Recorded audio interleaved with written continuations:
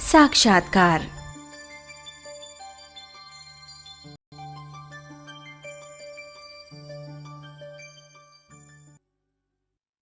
संसार के सारे दुखों को नष्ट करने के निश्चय से सिद्धार्थ ने अपनी यात्रा शुरू की।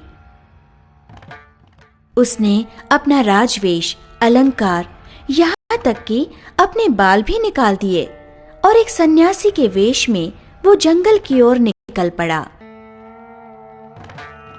रास्ते में वो कई सन्यासियों से मिला।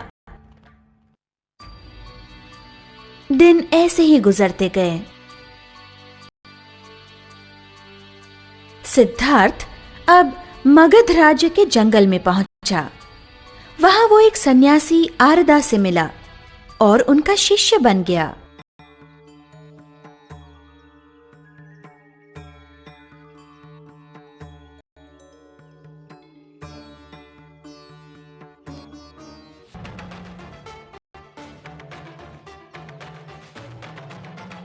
कुछ दिनों बाद, आज तक मैंने जो भी शिक्षा हासिल की है वो संसार के दुखों का निवारण करने के लिए समर्थ नहीं है। अब मुझे मेरा रास्ता खुद ही ढूंढना होगा। उसने फिर से अपनी यात्रा शुरू कर दी। सिद्धार्थ अब गया नामक स्थान पर जा पहुंचा। वहां उसने बहुत कठोर तपश्चर्या की।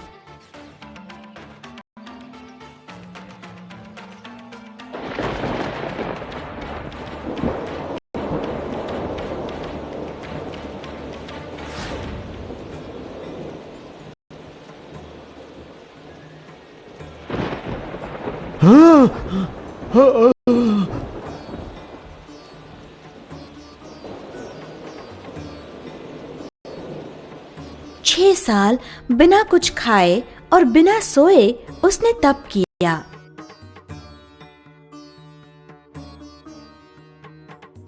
सिद्धार्थ तप की वजह से सिर्फ एक अस्थि पंजर बनकर रह गया था। उस समय सुजाता नामक एक औरत ने, जो एक गड़ियारे की पत्नी थी, उसे भोजन लाकर दिया। शायद मैंने भूल की है। इन 6 सालों में मैंने इतना कठोर आचरण करना अनुचित था। माते, मैं आपका आभारी हूं। आपके दिए हुए इस भोजन से मुझे शक्ति प्राप्त हुई है। अब इसी शक्ति के साथ मैं अपनी खोज जारी रखूंगा। मन में दृढ़ विश्वास करके एक बोधि वृक्ष के नीचे सिद्धार्थ ने अपनी ध्यान धारणा शुरू की। मरा नामक एक दुष्ट शक्ति, जो लोगों का मन विचलित करती है, वहां पधारी। अगर उसने सारे दुखों पर विजय प्राप्त कर ली तो फिर मेरा क्या होगा? कुछ भी करके मुझे उसका ध्यान भंग करना होगा। मरा ने सिद्धार्थ का ध्यान भंग करने के लिए बहुत यत्न किया, लेकिन वो नाकाम रहा। सिद्धार्थ पर उसने तीर छोड़े, लेकिन वे कमल पुष्प बनकर सिद्धार्थ के पैरों पर गिर गए। इसलिए, सिद्धार्थ, तुम एक राजकुमार हो। तुम्हारा जन्म इस संसार पर राज करने के लिए हुआ है। तुम अपने आप को इतना कष्ट क्यों दे रहे हो? अपना राज जीवन क्यों त्याग रहे हो? सिद्धार्थ ने मरा को कोई जवाब नहीं दिया। उसने उसे अपने मौन से ही जीत लिया और उसने अपना ध्यान जारी रखा। अंत में सिद्धार्थ ने अपना उद्दिष्ट पा लिया। उसने अपने प्रश्नों का उत्तर खोज लिया। उसे सत्य का ज्ञान हुआ। उसने जान लिया कि अभिलाषा और वासना ही सारे दुखों का कारण हैं।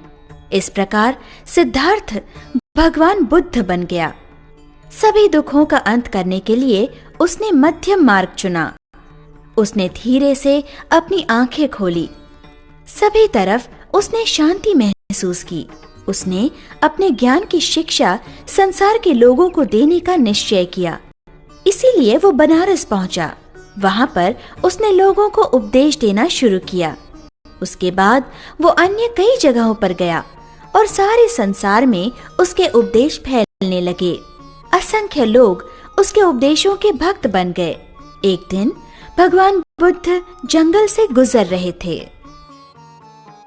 हे, रुको। सुनो बेटा, शांत हो जाओ। अब मैं तुम्हें मार डालूंगा और तुम्हारा अंगूठा काटकर गले में पहनूंगा। बेटा, तुम सभी लोगों के प्रति प्रेम पूर्ण आचरण क्यों नहीं रखते? बुद्ध ने उसे उपदेश करना शुरू किया और अंगुलीमाल ने उस उपदेशों द्वारा अंतिम सत्य जान लिया। अंगुलीमाल उनके चरणों पर गिर गया और उनकी पूजा करने लगा। बुद्ध के उपदेशों से छोटे बड़े, राजा तथा सामान्य प्रजा सभी प्रभावित हो गए। सिर्फ भारतवर्ष में ही नहीं, बल्कि Singapore, Malaysia, Sri Lanka, Thailand, Philippines, Japan और चीन में भी बौद्ध धर्म का प्रसार होने लगा।